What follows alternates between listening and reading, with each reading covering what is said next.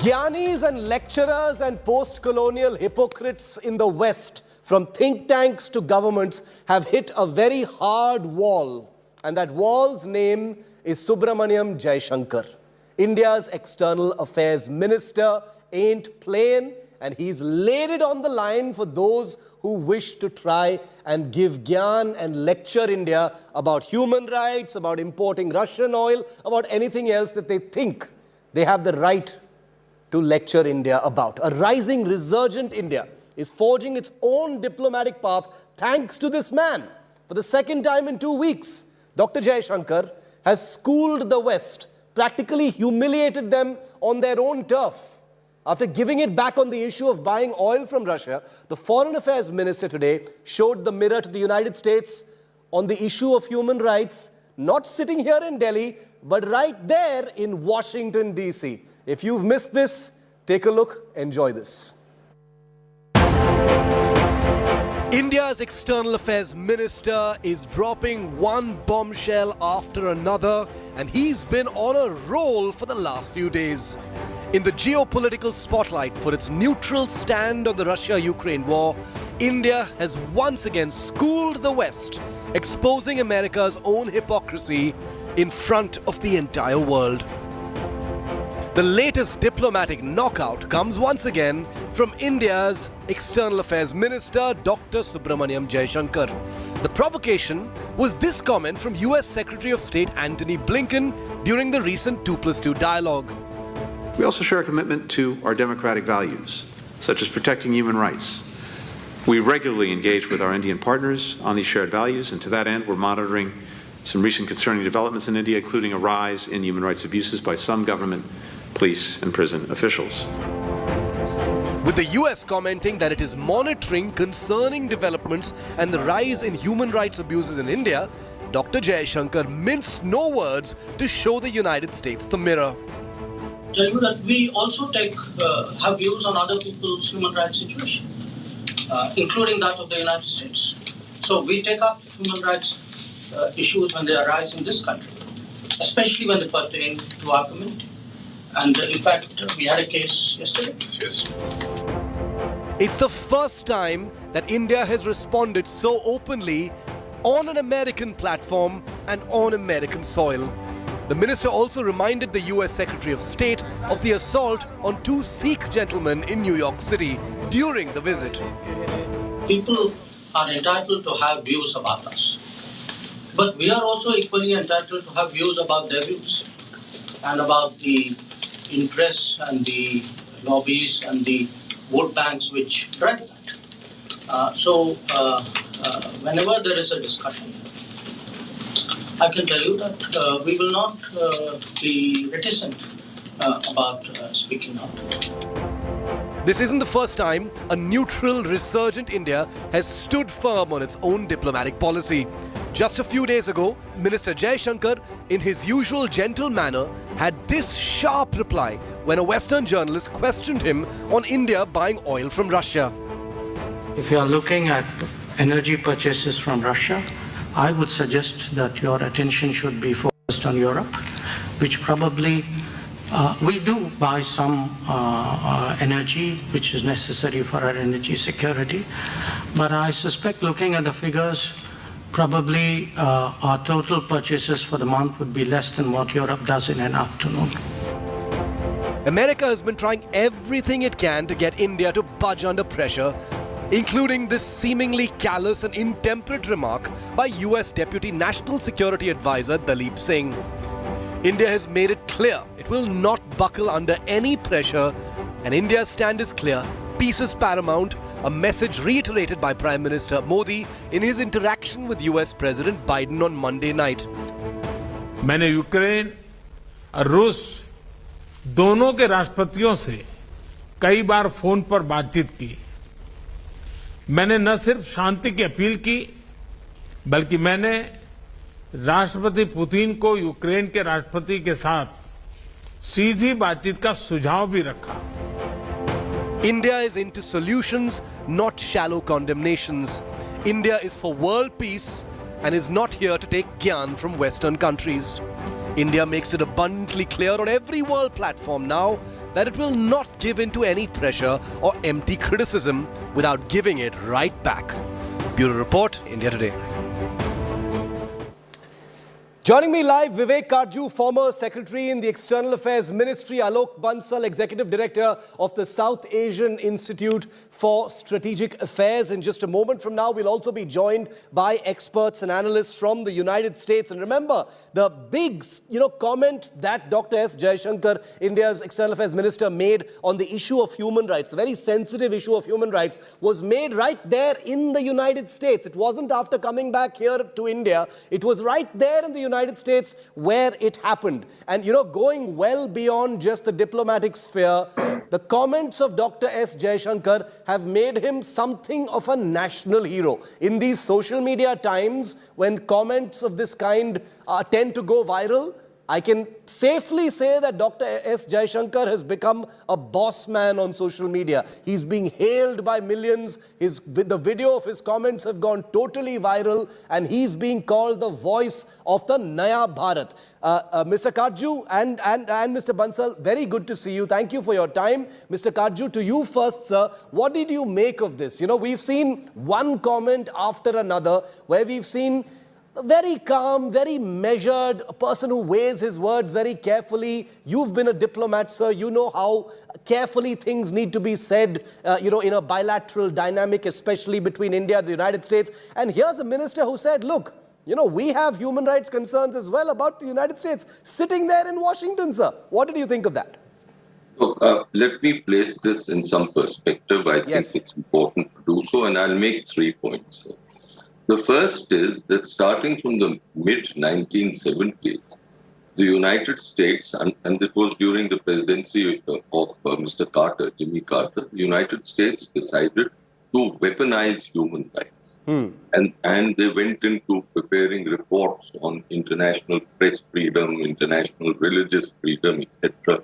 And those reports were to be submitted to Congress, and that process is continued. This is meant to pressure governments. Now, while doing this, they always add a caveat that, look, America is not perfect, and if people want to point fingers at us, let them do. That's my first. The second is that Mr. Blinken's comment that you put out today was, I think, among other things, made in a domestic context. He was responding to the extreme left of the Democratic Party, the members of Congress who've been very critical of India. So he was doing this. Mr. Jaishankar's response, which was very good, I think, was responding to his own domestic constituency. So we have a situation where both the ministers were responding to domestic constituencies, and in Mr. Jaishankar's case, there is a constituency which is assertive, which believes India should not take it lying down, etc. This is the age, as Shiv, you rightly said, of the social media. And in this age, things get flared up. But I recollect in 1981, I was posted in Abu Dhabi and Mrs. Gandhi came. And at a press conference, someone asked her about the communal situation in India and riots, etc. And she hit right back very calmly when she said, what is happening in Northern Ireland? So India has never taken this lying down. It so happens that this is a new age and things get amplified as they should. And I think, I will repeat, Jaishankar did a good thing. And the third thing I'll make a state is this, that there are these political constituencies all over the world, domestic constituencies, and I don't think we need to bother much about it. But there is also a serious section of international liberal opinion, which is there in India too. And I think they don't make comments out of malice. They make comments because of ideological compulsions, yes, but they're not entirely politically motivated, and they are influential in the world, and I think they need to be engaged, and they can't be treated with disdain. So we've got to be, one last point, yes, sir. So we've got to be very nuanced in, and while Jaishankar did well, this is the third time I'm saying this, he did it very well. But the approach that we have has to be nuanced. And my last point, very last point is that we should also be mindful of the fact that while we don't like lectures from outside, we ourselves should not be in the business of giving lectures. True. And if that is so, then we shouldn't have pretensions of being a Jagat Guru. No, all your points are very well taken. The only thing is, like you rightly said, Mr. Karju, that this is the age of social media. Things like these tend to get amplified. But one cannot ignore the fact that this is Dr. Jaishankar. He's not a career politician. He's a former foreign secretary. He's a man who measures his words. He's not a chest thumper or a chest beater by any stretch. He's not a neta, who would go abroad and do some kind of... He is a professional diplomat, but today he is a member of the CCS, so he is a neta. Of course. And he's done very well. Technically, of course he is. I'm saying I'm just saying... No, I understand what you're saying. So I'm just putting into context that it's very different for a Jaishankar to say this. It is taken much more seriously than perhaps any other leader, any other person who's been only a politician. I'm just saying that it's not the usual chest thumping. Welcoming Jeff Smith also onto our show as well as Irfan Nuruddin. Welcome to you both. Thanks for your time. Jeff, what did you think? Because the clapbacks, if I could call it that, from Minister Jaishankar, have come in the wake of a series of taunts or barbs, as it were. It started with the heat generated by the Deputy National Security Advisor of the United States talking about consequences for India. Then you've got these human rights taunts that came in from Secretary Blinken. The general sense here is, here's a minister who basically told the United States, look, we're not going to ignore these taunts. We're going to give it right back. I know nothing is ever that simple, but this was Dr. Jaishankar, who is a man of nuance. Yeah, I saw the remarks. I hate to break it to your audience, but I think in some ways they were some of the most least interesting parts of the 2+2. I don't know any U.S. reporters or officials who are still talking about his remarks about U.S. human rights. Most of the is what was achieved at the 2+2, and the general sense that it was a productive dialogue, including from the Indian side. In fact, Jaishankar signaled afterwards that he was very happy with the dialogue and the general understanding on Russia-Ukraine. So I think we may be making a little bit more of his remarks than the actual impact they had here in the U.S. But my own view as a sort of advocate for freedom of speech and candid conversations is that he's well within his rights to voice concerns about human rights situation in the U.S. if he feels compelled to do so. I mean, we have to be able to take it back if we're going to give it to others, and we have to respect the rights of others to express their own concerns if they have them. And if that provides more of a sense of equity in the relationship, I'm okay with that. No, your point is well taken, Jeff. The big takeaways from the 2+2, the fact that the India-US relationship is going from strength to strength, it is on an upswing, is without question. This was clearly just a sidelight of the main stuff that took place. But it's difficult to ignore the mood on the ground in the context of what's happening between Russia and Ukraine. There is an undeniable public sentiment that the West has been lecturing and hectoring India on a series of issues. And, there is a natural kind of nationalism that sort of pervades the public space when a minister is seen to be, quote unquote, giving it back. Irfan, if I could, ask you, given the kinds of comments that have been coming in, what did you think of the way Dr. Jaishankar handled it? And I want to stress again that it's different when someone like a Jaishankar does it, because he's a man of nuance. He's a man who's gentle. He's a man who weighs his every word. He's a man who knows the importance of not overstepping, what you mean when you're in a bilateral situation. So for him to actually sit there in Washington and make this comment in response to a question, it means something. What did you think, Irfan? Thank you for having me, Shiv. I mean, I have to say that your characterization of Minister Jaishankar is different than mine. He's a politician. He has chosen to be a politician. Yeah. So I don't see this as being any different from any other Neta. And I think you suggest maybe nuance. We can disagree about that, but yeah, we can. But I think in more general, I mean, look, this is a pretty standard issue. It reveals a defensiveness, and I would have to say a pettiness on the part of India to sort of respond in the manner that he did. I don't think it's to our credit. It's easy to play games of whataboutism. In fact, Secretary Blinken, when he at the press conference issuing the human rights practices report, you think it was petty for Jaishankar sorry to interrupt you, are you saying it was petty for him to say that India has concerns as well about US human rights? How is that petty? Because that you can issue your own report. The State Department issues a report annually, and that was the occasion on which this was issued for 181 countries around the world. Secretary Blinken, in his press conference releasing the report, noted explicitly that America's human rights record is far from above reproach, talked about the need to fix problems at home.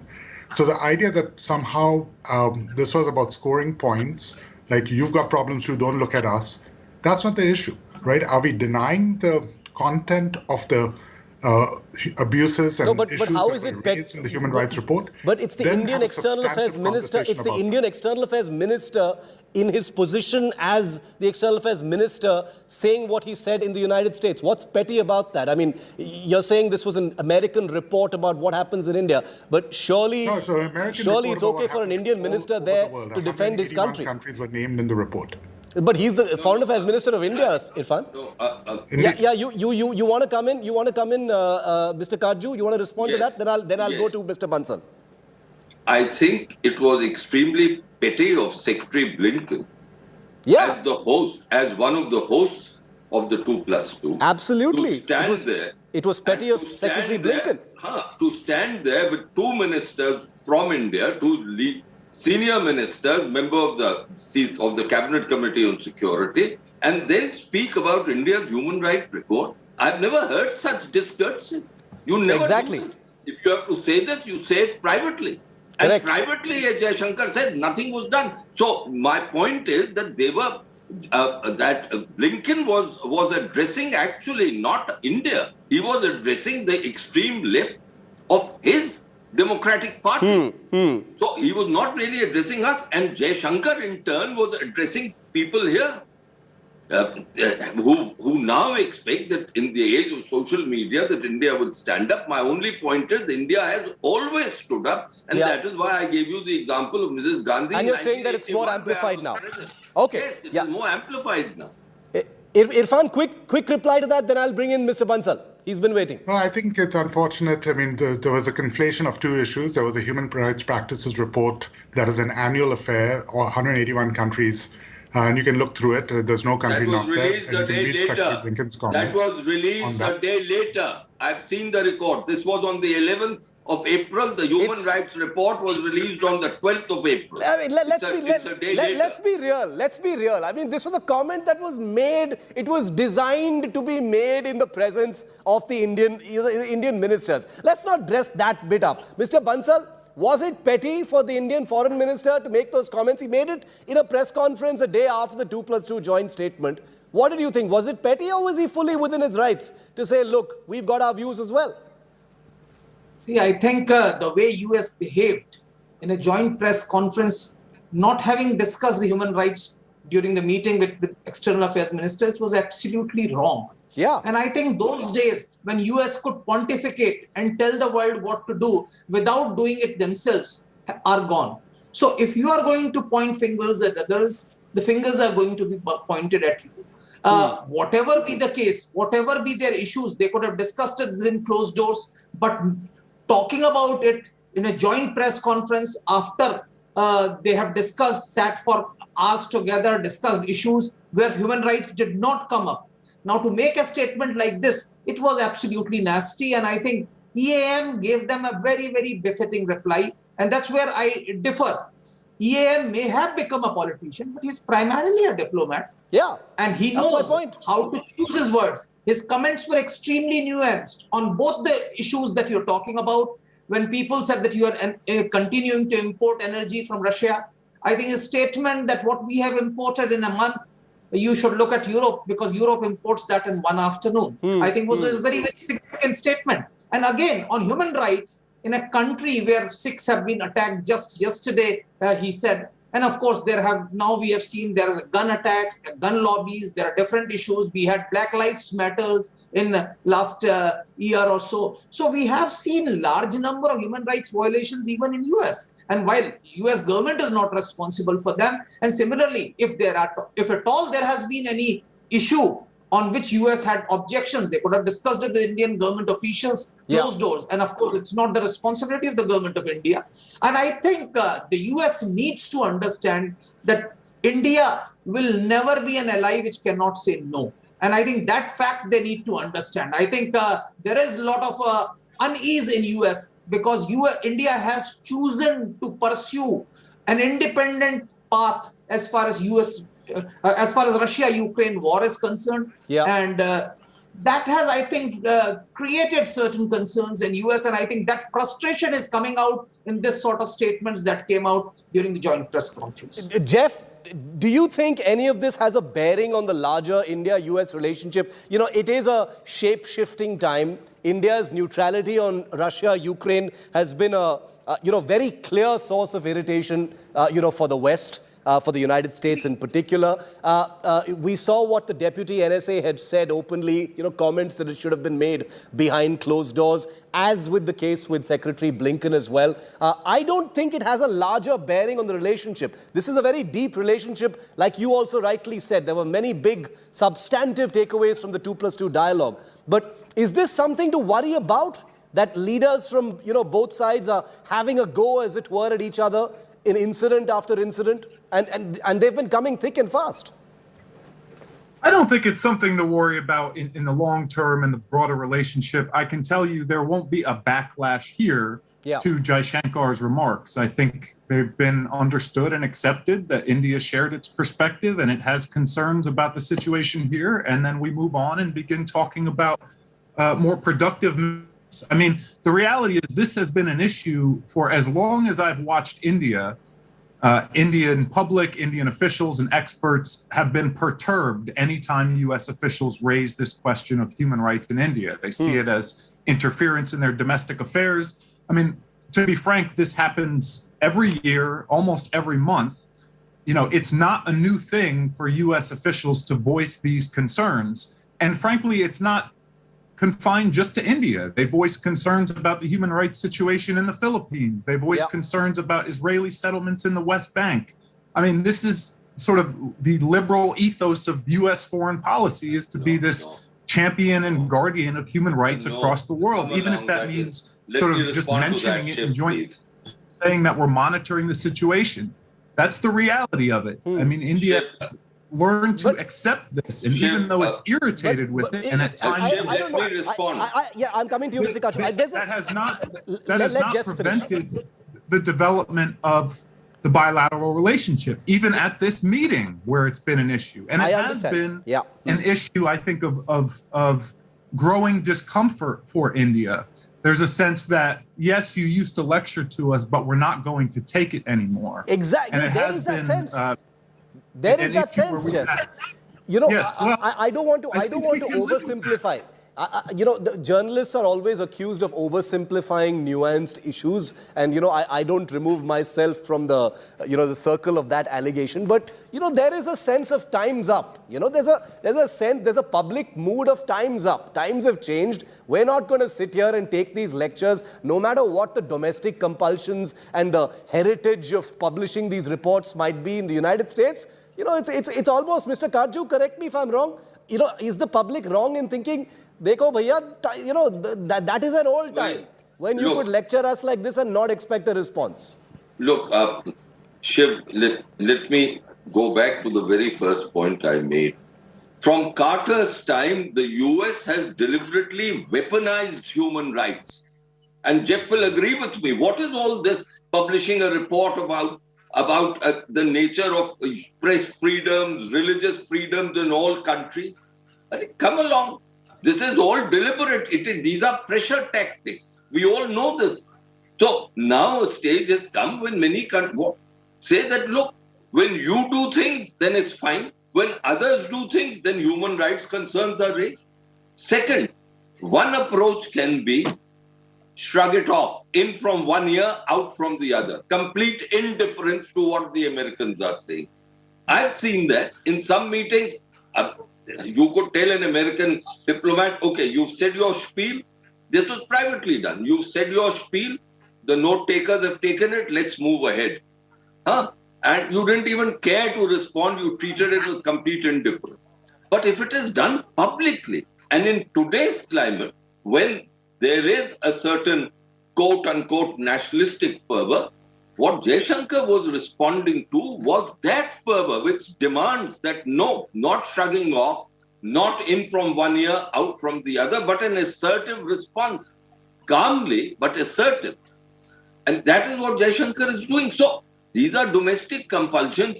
Blinken does it to address the extreme left. Here, if you say Jaishankar is a diplomat, which he is, but now he's a minister, that is what I was saying. So, as a diplomat, he understands that these things are there. They said, let's move on to more substantive things. But as a minister, he has to be responsive to the public mood, which he has done, to his party's mood, which he's done very well. And that's what I was saying. So, in some shiv, I'll only remind our American friends that, look, you weaponize human rights, and for you, it is a pressure tactic. It's an instrument of putting pressure on countries.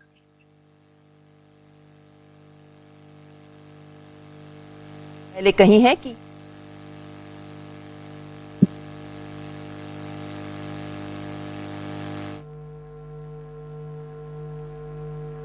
हमारी उप प्रधान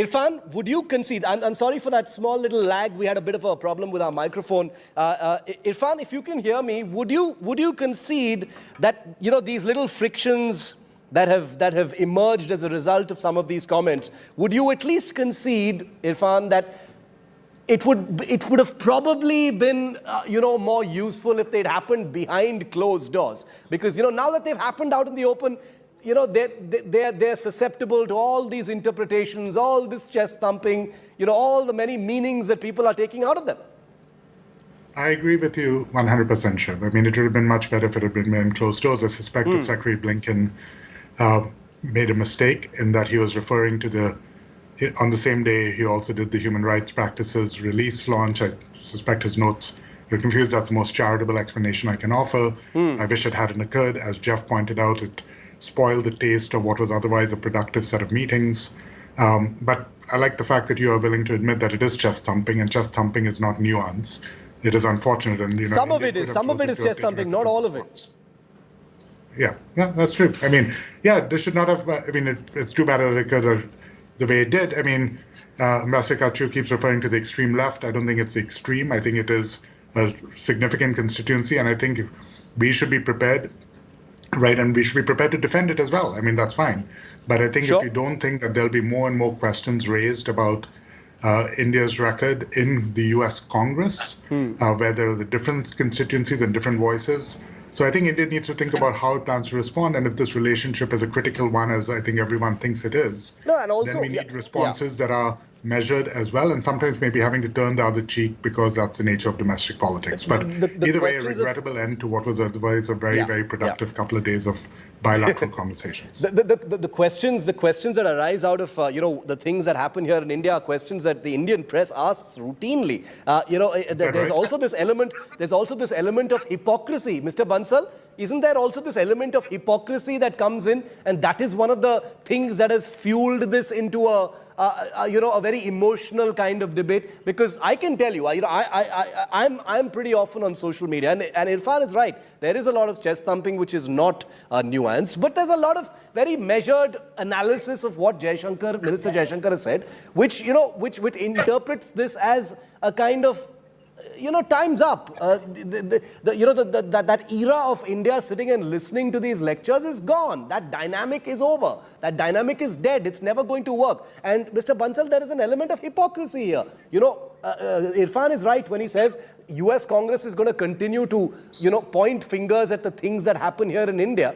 Mr. Jaishankar has basically sort of signaled that, look, don't be hypocrites. We can, weaponize human rights as well. India is not some small little island nation.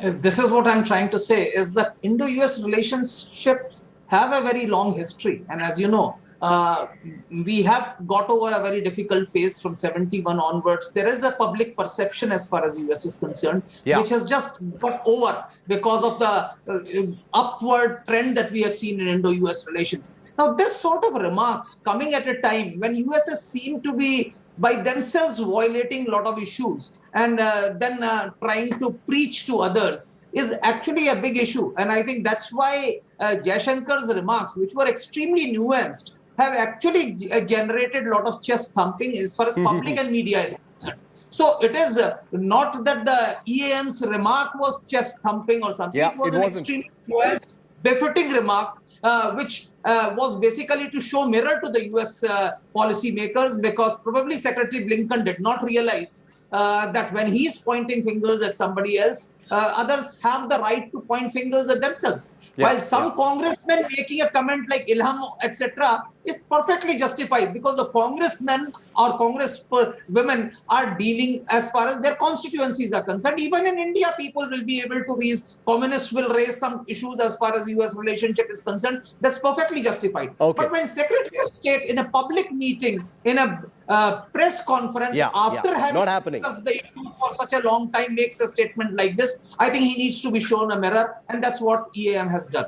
Okay, so time's up. But we can say that India-US relations are on an upswing. I thought I'd bring the spotlight onto this side issue. It's definitely a side issue to what was otherwise a very, very substantive and fruitful 2+2 dialogue. And may both the countries have many more such engagements that truly reflect the spirit of a valuable and growing relationship. Jeff, Mr. Karju, Mr. Bansal, Irfan, always a pleasure. Thank you so much for your time and being with me here on Newstrack.